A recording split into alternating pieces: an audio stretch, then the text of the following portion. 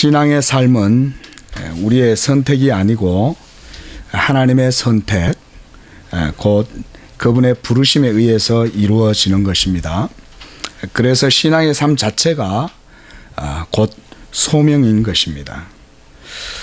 그런데 오늘날 신앙에 대해 잘못 생각하는 것 가운데 하나는 이 신앙의 삶을 인생들 자신의 선택과 의지 그리고 결단으로 이루어지는 것으로 그렇게 생각한다는 것입니다. 그러다 보니 신앙을 인생이 자기중심적으로 생각을 하게 되고 그리고 신앙의 목적도 하나님이라기보다는 바로 자기 자신을 위한 것이며 그리고 신앙을 마치 자기를 치장하는 그런 어떤 액세서리 같이 그렇게 수단 정도로 생각하는 그런 경향을 자연스럽게 갖게 되는 것입니다.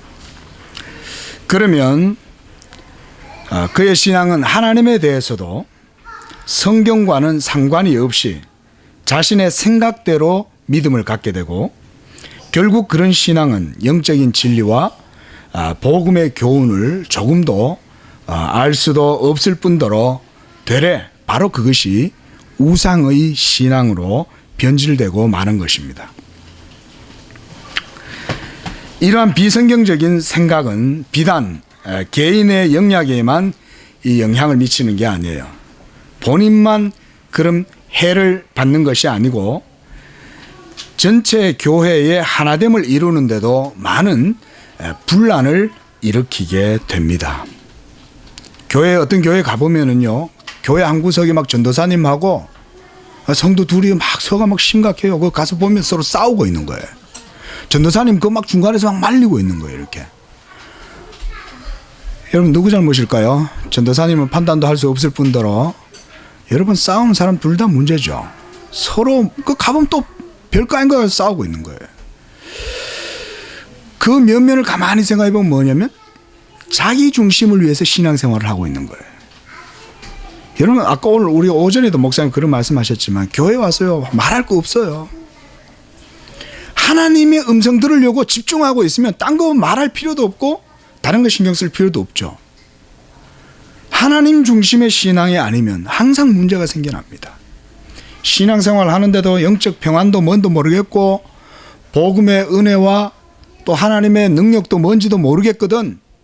여러분 잠잠하게 하나님에 대해서 깊이 생각을 하십시오. 그게 문제가 내 자신에게 있지 다른 데 있지 않습니다. 이 교회는 하나님께서 이 세상에 마련해 놓으신 구원의 방주에 비유할 수가 있습니다. 그래서 고대에 북아프리카 이 카르타고라고 하는 곳의 교부인 이 키프리안이라는 분은 교회 밖에는 구원이 없다 이렇게 말씀했습니다. 정확한 표현입니다, 여러분. 하나님께서 세상 가운데 있는 성도를 하나님의 구원으로 부르심은 이 교회의 몸으로의 부르심이라는 사실을 우리가 믿어야 됩니다. 제가 신앙생활을 그동안 하고 목사가 돼서 많은 분들을 만나고 해보면요 어떤 때 그런 분들이 들어있어요. 저는요 그냥 집에서 인터넷 보고 국내 유명한 멋있는 설교자 재밌는 설교자 그 설교 들으면서 예배 드려요. 교회 안 가요. 교회 가셔야죠. 그 예배가 아니고 그거는 신앙생활 아닙니다. 교회 가면 꼴이 보기 싫어요. 교회 가면 전부 다 서로 뒷담하고 보기가 싫다는 거예요. 그런 얘기 있죠. 바로 그런 곳에 당신이 원하는 그런 교회를 가도 당신이 거기 들어가면 그런 교회는 사라집니다. 네. 여러분 이 세상에 지상의 교회가 비록 부족하고 연약해 보여도요 절대로 그렇게 보시면 안 돼요. 바로 거기에 하나님의 구원의 약속이 있고 거기에 복음이 있고 바로 거기에 우리 구원의 젖줄이 거기 있어요. 이걸 몰라요 성도님들이. 오늘날 시중에 가보면 여러 많은 책들이 있어서 성도들이 그런 책들을 많이 접하다 보니까 나름대로 생각을 많이 가지는데 정작 가서 읽어보면 책을 쭉 보면요 교회의 본질적인 중요성에 대해서 별로 얘기를 안 해줘요. 그 교회론이 약해요, 성도들이. 그리고 개인적인 신앙의 지식은 막 이것저것 읽어갖고 많은데, 교회에서 공동체로 하나님이 세우신 그 교회의 몸으로의 지체가 어떤 것이고 거기에서 신앙생활 하는 게 뭐고 이걸 몰라요. 그러면 여러분 일평생 신앙생활 해보세요. 제가 분명히 말씀드릴 수 있어요. 절대로 영적 유익을 못 누려요. 평생 복음의 평안, 하늘의 지식의 즐거움 이런 거 전혀 모르고 살아갑니다. 그저 자기의 도시대가 사는 거예요. 성도 여러분들의 구원을 확고하게 세우려면 교회 중심의 신앙이 단단해지고 건강하게 되면 됩니다. 지 아무리 성경의 지식을 많이 알고 나름대로 지혜가 있어서 영적인 이해력을 가지고 있다고 해도 그리스도의 몸을 중심으로 하나의 신앙을 이루지 못하는 사람은 결코 건전한 신앙을 이룰 수가 없습니다. 오늘 본문은요, 성도와 교회와의 관계가 하나의 끈과 틀로 묶여져 있음을 보여주고 있습니다. 그리고 성령께서 바로 교회를 하나 되게 하시는 끈이에요. 그러니까 여러분, 성령의 은혜를 누리려면 교회 안에 있어야 돼요. 그래서 성령을 일종의 본드라 그래요. 본드. 네? 접착제예요. 접착제. 우리를 그리스도에게 붙어 있도록 하시는 것이 교회 안에 있는 성령의 역할이에요. 예. 그 교회 밖에 나가서는 그리스도의 은혜를 못 누려요, 여러분. 또한 성도들도 그의 몸으로 부르심을 받아서 성령 안에서 한 몸으로 지음을 받았다, 이렇게 말씀해요. 그래서 오늘 본문을 보면요, 사도는 우리가 읽지 않았지만 18절 보세요. 그로 말미암아 우리 둘이 한 성령 안에서 아버지께 나아감을 얻었다. 또한 22절에도 너희도 성령 안에서 그의 몸으로 세우심을 입었다, 이렇게 말합니다. 이 말은 뭡니까? 성령이 하나님의 모든 교회를 다 이루고 성도는 그 안에서 성령에 의해서 그 부르심 가운데 나아가고, 그리고 거기에서 신앙이 뿌리를 내리고 자라고 그의 삶이 복음으로 풍성해지는 거예요. 제가 지금 저번에도 그런 말씀 드렸지만, 여러분, 식물을 한번 뺐다가 다른 데로 옮기면요, 신앙 안 자랍니다. 열매를 못 맺습니다. 한 자리에 지속적으로 계속해서 열매를 맺으면은 이게 몇 번 옮긴 것보다 훨씬 더 풍성한 열매를 맺어요. 신앙도 마찬가지입니다, 여러분. 저는 먼저 교회가 언약의 공동체라는 것을 말씀드립니다. 저는요, 이 언약이라는 말을 참 좋아하고 자주 사용합니다. 왜냐하면 이것은 하나님과 저와의 이 생명의 관계를 표현하는 것이기 때문에 그렇습니다. 이 언약을 통해서 하나님은 저에게 오시고 또한 저를 그 언약 가운데로 부르셔서 그 언약을 통해서 만남을 이루시기 때문입니다. 언약이란 하나님께서 죄인을 불러서 그에게 약속의 말씀을 주셨다는 것입니다. 이 약속의 말씀이 곧 우리에게 주신 예수 그리스도의 복음입니다. 복음. 그렇습니다. 이 복음이 곧 신앙의 핵심이요 생명이 됩니다. 그런데요, 이 생명의 복음을 그 자체로만 벌거숭이처럼 마치 껍질을 까놓은 귤이나 오렌지나 사과나 과일이, 그 과육이 껍질이 없으면 보호를 받지를 못하죠. 이처럼요, 하나님께서 우리의 이 복음의 핵심의 신앙을 보존하고 유지되고 보호될 수 있도록 하시는 그 기관이 뭐냐면 바로 교회입니다. 굉장히 중요하죠. 교회는 복음이 없으면 안 되고, 그리고 그 복음 안에 또한 교회가 있고, 그리고 교회는 이 복음을 보호해요. 성도는 그 안에서 신앙생활을 하는 것입니다. 구약도 마찬가지입니다. 하나님께서 이스라엘 백성에게 율법을 주셨을 때도 성막을 중심으로 해서 이스라엘 전체 공동체가 하나의 유기적인 몸을 이루어서 이 하나님의 언약의 말씀을 받들어 섬기는 거예요. 예. 그렇게 해서 언약의 말씀을 받들어 섬김으로 또 이스라엘 공동체가 정체성을 유지하는 것이죠. 신약의 교회도 동일합니다.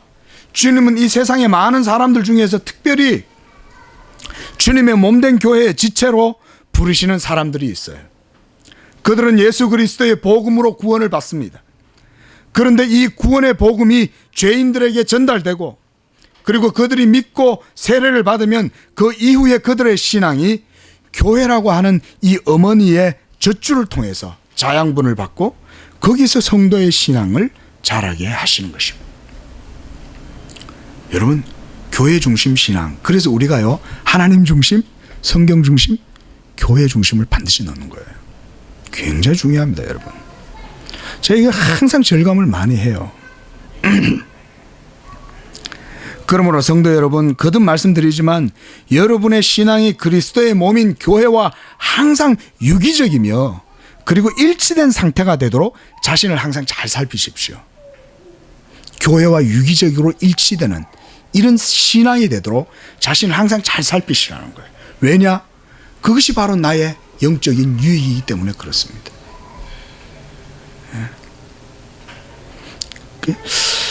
우리 성도님들한테 이런 부탁을 드리는 게 목회자로서 뭐 당연하기도 하겠지만 무리는 아닐 것입니다.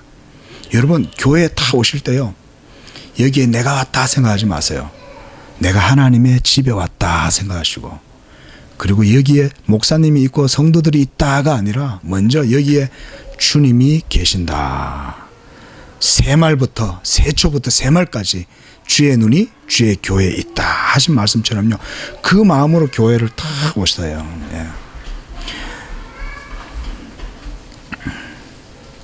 19절 말씀에서요, 사도는 이전에 하나님의 언약에서 외인 곧 이방인이었고 전혀 무가치한 그런 무할례자였으며 그저 하나님과 상관없는 그런 나그네와 같은 그런 우리 인생들을 이제 예수 믿음으로 하나님께서 받아주시고 하나님의 언약 가운데 머물게 된 그런 사람들이라고 말씀하고 있습니다. 이거 얼마나 참 감사한지 몰라요. 하나님과 전혀 상관없이 살아가던 생명 없는 자들, 그런 우리를 하나님께서 자기의 생명의 연합으로 우리를 불러서 그의 교회의 몸으로 삼아 주셨다는 것입니다. 이것이 바로 그리스도의 교회의 성도들의 생명의 연합이에요. 할렐루야. 여러분 지금 그 생명을 누리고 계시는 거예요. 지금 그 생명의 스팀이 우리 가운데 지금 막 있는 거예요. 지금. 예. 감격스럽죠. 하나님과 상관 있는 자가 이젠 되었어요. 그냥 상관 있는 것이 아니라 본문에서 이제 전에 이방인이었고 버림받았던 자들이 하나님의 권속이란 말은 뭡니까? 하나님의 집의 사람이 됐다는 거예요. 하나님의 집사람이 됐다는 거예요. 하나님의 집사람, 하나님의 가정, 식구가 되었다는 것입니다. 이것이 어떻게 해서 가능해졌습니까? 우리가 읽지 않았지만 13절 16절에서 그것을 설명해 주고 있습니다. 한번 보십시오. 오늘 13절 16절을 말씀해 보니까 그리스도께서 언약의 중보자가 되시고 자기 십자가의 피로 하나님과 죄인 사이에 원수되었던 것을 허물어 버리고 율법으로 기록된 이 법조문의 증서를 불살라서 태워버리셨다. 여러분들을 정죄하던 그 모든 하나님의 율법의 조문을 그리스도께서 십자가로 자기의 모든 피로 그것을 다 불살라 태워버렸다. 더 이상 여러분들을 향한 하나님의 정죄의 법조문은 없어요. 살라져 버렸어요. 이제는 누구든지 십자가에 달리신 예수 그리스도를 믿고 고백하는 자들마다 성령으로 거듭나게 하시고 그래서 새 사람을 그 안에 창조하셨다는 것입니다. 여러분 안에 새 사람을 창조하신 거예요. 새 사람을. 이 사실에 주목하십시오. 여러분들의 모습을 쳐다보지 마세요. 더 이상. 그리스도로 말미암아 여러분 안에 새 사람을 창조하셨어요. 여러분 안에 그 새 일이 지금 이루어지고 있고 과정 속에 있어요. 잘 의식을 못하십니까? 아니요. 성령은 하고 계세요. 특별히 그 일은 그리스도의 훈련 학교인 교회에서 이루어집니다. 여러분, 그래서 교회가 중요한 것입니다. 혼자 신앙생활 하겠다고 해요? 천만에요. 절대 안 됩니다. 예, 절대 안 됩니다. 예. 그래서 우리가 무교회주의자 이런 분들을 이단이라고 하죠. 우찌무라 간조 이런 분들 책 읽어보면요, 아주 책 부드럽고 좋아요. 읽을 내용도 많고. 그러나 무교회주의예요. 여러분 안타깝지만 그 모든 좋은 것들이 소용이 없어요. 무교회주의. 변화되지 않고서는 이 하나님의 언약의 복을 누릴 수가 없습니다. 하나님의 언약의 복은 오직 예수 그리스도를 믿음으로만 누릴 수가 있어요. 믿음. 언약의 복은 이제 그리스도의 몸인 교회를 통해서 누리게 되는 것입니다. 누구든지 그리스도와 상관이 있다라고 말할 수 있는 사람은 또한 누구든지 그리스도의 교회의 바른 일원이 되어야 하는 것입니다. 다음으로 성도와 교회는 바른 터 위에 신앙을 세워야 한다고 말씀하고 있습니다. 여러분, 교회의 유일한 터는 예수 그리스도십니다. 그리스도께서 교회와 성도의 믿음의 이 기준이 되세요. 그리고 그가 규정이 되세요. 그러므로 교회의 견고한 터는 교리의 전파를 통해서 이루어집니다. 여기서 교리란 바로 복음의 교훈을 의미합니다. 요즘 교리라는 말이 조금 왜곡이 돼 갖고요, 좀 부정적인 이미지가 자꾸 부각이 되는데 그거 정말 잘못된 거예요, 여러분. 교리는 복음의 교훈을 교리라고 그러는 거예요. 그렇게 생각하면 전혀 의미가 좀 달라 보이죠. 근데 교리가 원래 그 의미예요. 그래서 교회는 이 교리 위에 든든히 서야 됩니다. 그리고 그것을 바르게 가르치고 그 위에 신앙의 고백이 이루어지도록 성도들을 교육하는 거예요. 그래서 사도는 20절에 선지자와 사도들을 건축가라고 얘기합니다. 여러분, 구약의 선지자들은 무엇을 가르쳤습니까? 그들은 예수 그리스도의 복음을 가르친 거예요. 그리고 신약의 사도들은 예수 그리스도의 복음을 전했어요. 그래서 여러분, 구약이나 신약이나 할 것 없이 모두가 다 선지자들과 사도가 모두가 이 교회의 기초를 예수 그리스도라고 말하는 거예요. 이 말은 결국 교회가 그리스도의 복음의 진리 위에 세워져 있다는 것입니다. 그리고 그리스도께서 이 교회의 중심 돌이 되신 거예요. 오늘 본문에서는 모퉁이 돌, 코너스톤다 이런 식으로 표현을 하지만 여러분, 그 모퉁이 돌이라고 해서 볼품없다는 것이 아니라 그리스도의 이 주춧돌을 중심으로 해서 모든 교회가 세워져 있다, 이 의미예요. 또한 이 말씀을 통해서 우리가 알 수 있는 것은요, 구약의 선지자나 신약의 사도들이 그리스도라는 이 동일한 터 위에 그 신앙이 일치했다는 것을 의미합니다. 여러분, 우리가 구약과 신약의 신앙의 일치성을 분명하게 이해하는 게 중요합니다. 구약은 좀 다르게 신앙생활을 했고 신약은 또 다르고, 이거 아닙니다, 여러분. 그래서 우리가 정통신앙, 여기에서 이 정통성을 말할 때요, 성경의 올바른 가르침을 따를 때 이 가지게 되는 게 정통성이죠. 이게 정통성을 우리가 어떻게 확보하냐면 구약과 신약의 일치, 이 통일성 속에서 그것을 확보하는 거예요. 역으로 말하면 구약과 신약의 통일성을 부정하고 그리고 그리스도가 구약과 신약의 동일한 기초가 된다는 사실을 모르면요, 그 신학은 반드시 문제가 있는 신학이에요. 그런 신앙도 문제가 있죠. 그래서 교회는 바른 성경의 지식과 신앙을 추구하므로 그리스도의 몸을 구성하는 회원들로서 신앙의 조화와 일치를 이루는 것이 중요합니다. 신앙의 조화와 일치.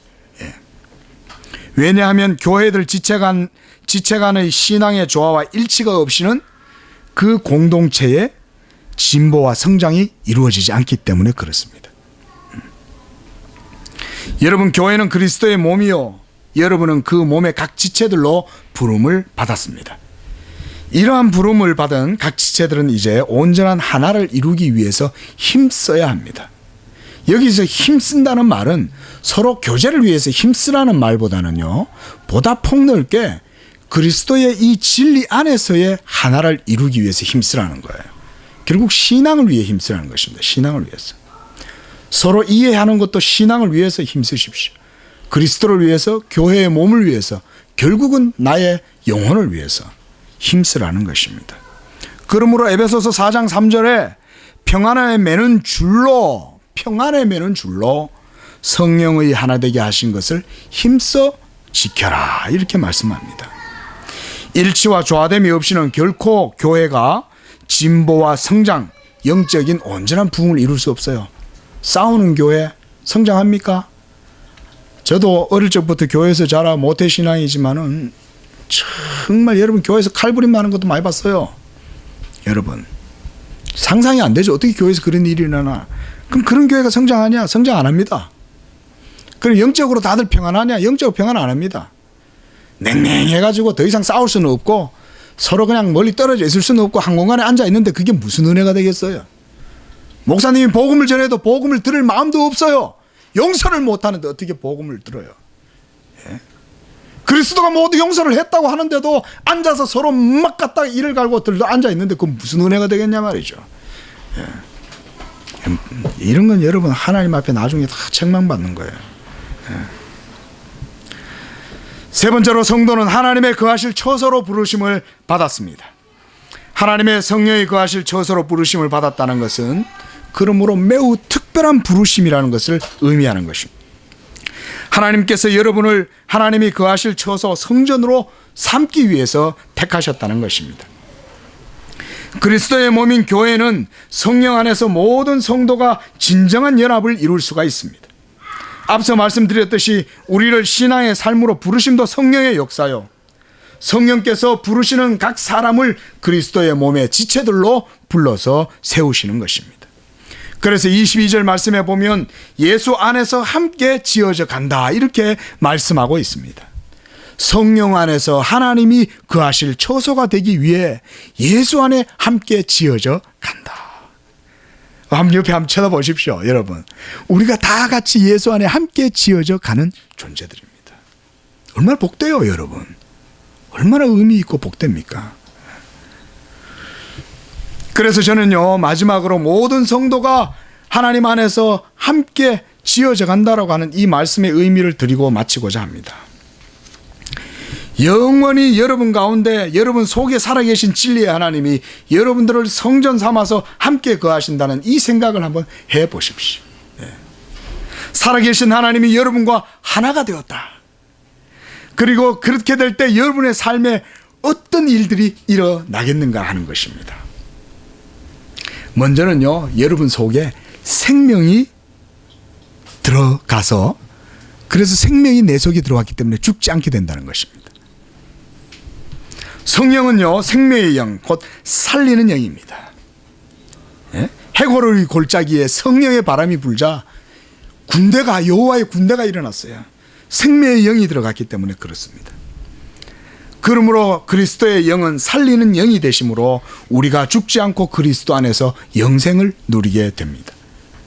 다음으로는 진리가 여러분 안에 있기 때문에 날마다 그리스도의 복음의 그 진리로 말미암아 기쁨이 넘치게 될 것입니다. 여러분 사람의 영혼에 이 진리의 지식이 있으면 그의 영혼은 기쁘고 즐거운 이 하늘의 지복의 상태를 누리게 됩니다. 이 지식은 곧 그리스도 예수를 아는 지식을 의미합니다. 성령께서는 그리스도의 영으로 그리스도의 진리를 우리 믿는 자의 이 내면에 비추어 주십니다. 그의 빛이 비추어지면 우리의 영혼의 모든 어두움이 사라지고 그리스도의 빛이 임하고 그리고 그리스도를 아는 기쁨 속에 살아가게 되는 것입니다. 또 하나는요, 하나님께서 여러분들을 처소 삼아 여러분 안에 거하실 때에 그 하나님이, 그 거룩하신 하나님이 내 안에 거함으로 내가 하나님과 일치된 도덕적 삶을 살아갈 수 있다는 것입니다. 한번 물어보겠습니다. 혹시 도덕적 삶을 살기 위해서 애써본 적이 있습니까? 그때마다 제가 분명히 짐작할 수 있는 것은 여러분들은 아마 여러 번 실망하셨을 거예요. 좌절하셨을 수도 있어요. 도대체 나는 어찌된 사람인가? 나는 어찌된 사람인가? 그러나 여러분, 하나님이 내 안에 계신다는 이 사실을 날마다 믿고 고백하십시오. 그러면 주님이 여러분들을 주장하실 것입니다. 그러면 여러분들이 기쁨으로 하나님과 일치된 도덕적 삶을 살아갈 수 있습니다. 그게 처음엔 잘 안 돼요. 너무나 육신에 찌들어져 있기 때문에 그게 잘 안 되는데 날마다 고백하고 믿고 성령이 내 안에 거하신다, 나의 삶을 성령이 주장하신다. 그가 내 삶의 주권자다. 오늘도 나를 인도하신다. 날마다 고백해 보세요. 황석환 박사님처럼 거울 쳐다보면서 웃으면서 이렇게 좋은 효과를 볼 것 같아요. 여러분, 하나님을 기뻐함으로 하나님이 기뻐하시는 도덕적 삶을 살아갈 수가 있습니다. 보통 도덕적 삶을 살려고 하면 마음 한편에 부담감을 느껴요. 이건 크리스찬들조차도 그래요. 그런데요, 여러분, 그리스도가 내 안에 살아계시고 성령이 내 안에 거하신다는 이 사실을 믿으면 그의 계명이 도리어 기쁘고 그의 법을 따라 살아가는 내 삶이 즐거워집니다. 하나님의 말씀에 순종하는 것이 기쁘고 도리어 순종할 때 큰 하나님의 능력도 경험하고 놀라운 이적도 경험하고, 물론 이적주의자는 아니지만 능력을 경험하는 거예요. 하나님의 말씀의 복을 누리는 것입니다. 이런 하나님이 살아계시는 역사를 여러분들의 삶 가운데 체험할 수 있기를 주의 이름으로 축원을 드립니다. 기도하겠습니다. 자비하신 하나님 아버지, 우리 안에 신이 거하셔서 우리를 그 몸의 지체로 삼으시고 또한 우리 모두를 그리스도의 몸의 각 지체들로 불러주신 은혜를 감사를 드립니다. 우리가 하나님의 거하실 그 초소가 되기 위하여 우리가 부르심을 받았으니 이제 그 부르심 안에서 우리가 하나님의 주시는 그 은혜와 복을 누리며 사는 성도들이